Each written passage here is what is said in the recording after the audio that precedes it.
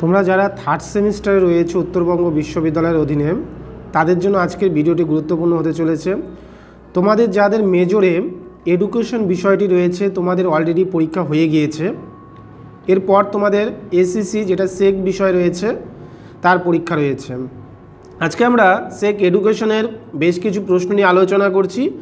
এই প্রশ্নগুলো তোমরা পরীক্ষায় দেখে যাবে ভালো করে, আশা করি তোমাদের পরীক্ষা খুবই ভালো হবে। তো সর্বপ্রথম আমরা যেটা দেখব 10-এর জন্য define of intelligence and characteristics of intelligence. Define of intelligence and characteristics of intelligence অর্থাৎ বুদ্ধি কাকে বলে এবং বুদ্ধির বৈশিষ্ট্যগুলি আলোচনা করো। ভালো করে এই প্রশ্নটা দেখে যাবে।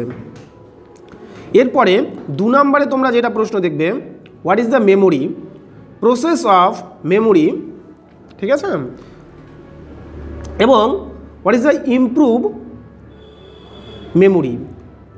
মেমোরি হচ্ছে স্মৃতি, স্মৃতি কাকে বলে, স্মৃতির প্রসেস যেগুলো রয়েছে, উপাদান কি রয়েছে এবং আমরা কিভাবে স্মৃতিকে বৃদ্ধি করতে পারি, ইমপ্রুভ কিভাবে আমরা করতে পারি, স্মৃতি থেকে এই প্রশ্নটা আমরা দেখব। তাহলে আমি বুদ্ধি থেকে বললাম বুদ্ধি কাকে বলে, বুদ্ধির বৈশিষ্ট্য।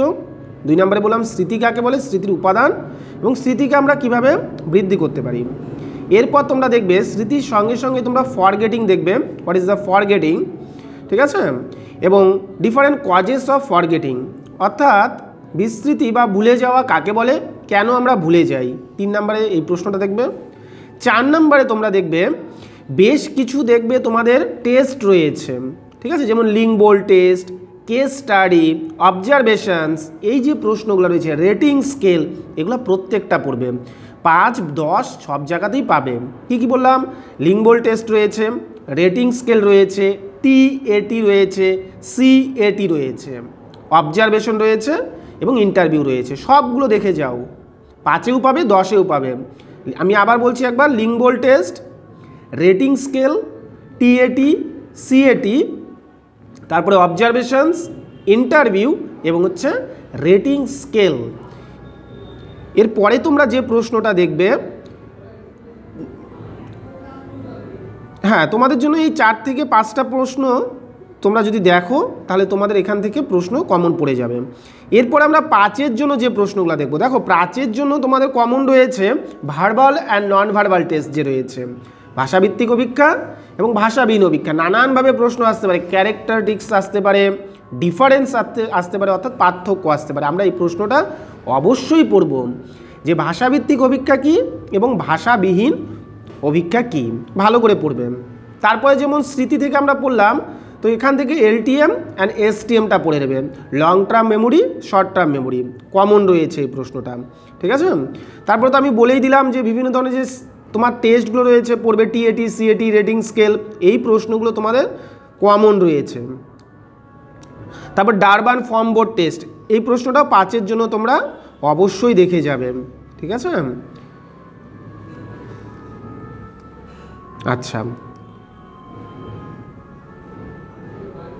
দেখো এর বাইরে তো তোমাদের সিলেবাসই ছোট রয়েছে, এর বাইরে আর প্রশ্ন থাকবে না। তাহলে আমরা মেনলি দেখবো হচ্ছে বুদ্ধি কাকে বলে, বুদ্ধির বৈশিষ্ট্য ভালো করে, স্মৃতি কি, স্মৃতি আমরা কিভাবে বৃদ্ধি করতে পারি, বিস্মৃতি কাকে বলে, কেন আমাদের বিস্মৃতি ঘটে বা ভুলে যাই, এর পাশাপাশি বিভিন্ন যে টেস্টগুলো রয়েছে, ডারবান form board test, inkblot test, TAT, CAT, observation, MMPI, interview, এই প্রত্যেকটা টেস্ট আমরা দেখে যাব।